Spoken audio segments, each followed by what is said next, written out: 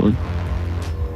Man, so Brian, what have you been up to while sheltering in in this during this pandemic crisis? The same thing I'm doing right now. We lay in bed till we decide we want to get out of bed. Some days we don't. Right. And then we just figure, we have decided to look at it as a silver lining. The family is home. We get to be together all the time, which is very rare. And, we just count our blessings. Really, that's about it. Right. So right. Yes, sir. Go ahead, Eva. So, Brian, I wonder, since you've been at home with the family, I know you've seen these versus challenges, and you are a great candidate for a versus challenge. So, first question is, would you do a versus challenge? And if so, who would you do it against?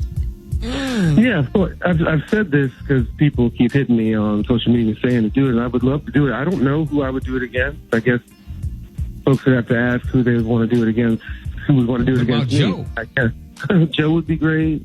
That dude who's not around us that much anymore would be awesome, but nobody wants to go against him either because he's the king. He's the king right there. Nobody wants to go against him. I think it's not really a versus necessarily. It's a celebration of music. When I watch Babyface and Teddy Riley do it, it wasn't about my songs versus your songs. It's just this is the greatest music that from our generation, and it's great to be able to go back and forth and tell each other how much we appreciate each other. Right. Hey, go ahead. I'm sorry. Congratulations, Brian, on your top 10 single. We're going to play it coming up, but what was the inspiration behind it? Nobody.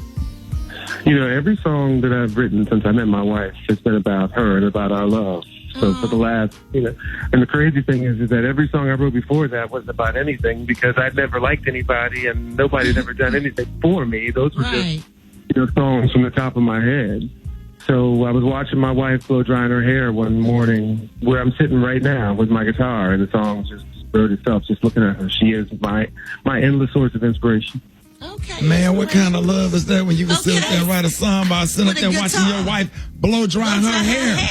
What kind of love? Oh, my. Yeah. Wow. We didn't experience that, Brian. You never knew love like this before. Rick, have you seen my wife? If you look at her, you'll understand exactly what I'm talking about. She is the most beautiful Brian, you done rolled up on some fire if you doing stuff like this. If she blow drying her hair and you pick up a guitar and roll a song, you rolled up on some fire. Okay. Yes, sir. Now, Brian, you gonna think I'm weird, right? Brian, I love music. I'm a musician too. You went to you got Huntsville roots, right? I went to college in Huntsville. Yeah, Oakwood. At Oakwood, yeah. Yeah. So shout out to everybody listening to us at We Up. Shout out to y'all. We Up, yeah. Yes, sir. Hey, Brian. So I'm a big classic rock fan. You did Reminiscing, man. I swear I almost lost my mind. Man, when you do those, like, I love, like, Little River Band. I love America. I love Fleetwood Mac. And I'm to anybody, Fleetwood Mac is the white version of Frankie Beverly and Maze. What Maze is to us is what Fleetwood Mac is to white people. Yes, sir. So, Brian, between them and the Grateful Dead, I would say. Absolutely. Hey, Rick, we got a challenge. Brian, man. How about? What challenge? What, go ahead, Rob. I was gonna say we need to challenge him, man. Maybe your next album. I know you say you don't want to make no more albums, but maybe Brian McKnight can do an '80s classic rock version of remakes for your 21st album. That would be dope. Yeah. Brian, I'm asking you to do. That would be interesting. But I saw that tweet you sent me yesterday, Rick, and I didn't understand what song you were wanting me to redo. Man, I hear it is right here. It is right here. It's called Bake.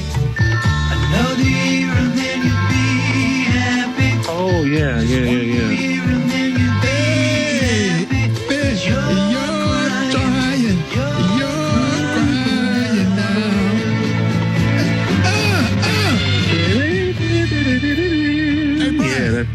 That's a nice song, man.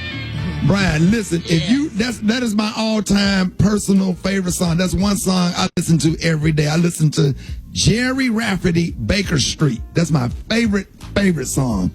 And then And then you know, if God just got you really in a high place and you feel like doing Yellow Brick Road by Elton John, I would appreciate that one as well, because those are two of my favorite classic rock. But that Jerry Rafferty, if you do that one for me on that keyboard, sitting in that little, where you be at, in the attic?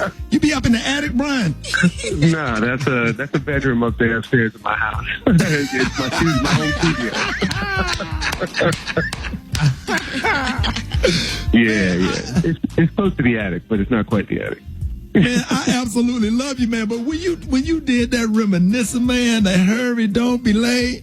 Anybody, it's a lot of classic rock fans out there, because back in the day when you had radio stations like Win, they would play some of those songs because they was competing with Kicks 106, but they would play some of those classic. Yeah. It was great to be a kid when we're all around the same age, where there was no genre. You would hear Willie Nelson, then Earth, Wind and Fire, then Elton John, all on the same station, and you just learned about music. You didn't learn about whether it was R&B or whether it was rock. Those names came so much later. I had no idea you were such a fan of music that way, Rick, because my wife and I, we love these prank phone calls that we stream everywhere around the car. And I think our favorite one was the one when you told the lady to come pick up her dog and you were going to leave the dog outside. Well, we laughed. All right, I'm gonna play that. I'm gonna make sure I play that on the show tomorrow. I'll play that prank phone call for you. Hey, Brian, you know I was a minister of music. I took piano lessons, so I played not as good as you. Not as good as you. Not half as good as you. But I play a little old fashioned. You know, I got my little 5 keys I play, and if they singing an A natural, you know, I ease them up to A flat. You know, I be on some little slick, making them, you know, like they're wrong. No, you can play, Rickey. No, not like Brian though. But I'm telling you, man, here's Brian McKnight's top 10 single, Nobody, from the album Exodus. Ladies and gentlemen, y'all give it up and show your love to Brian McKnight. Make sure y'all pick it up. Brian, we love you, man. Thanks, man. Appreciate y'all.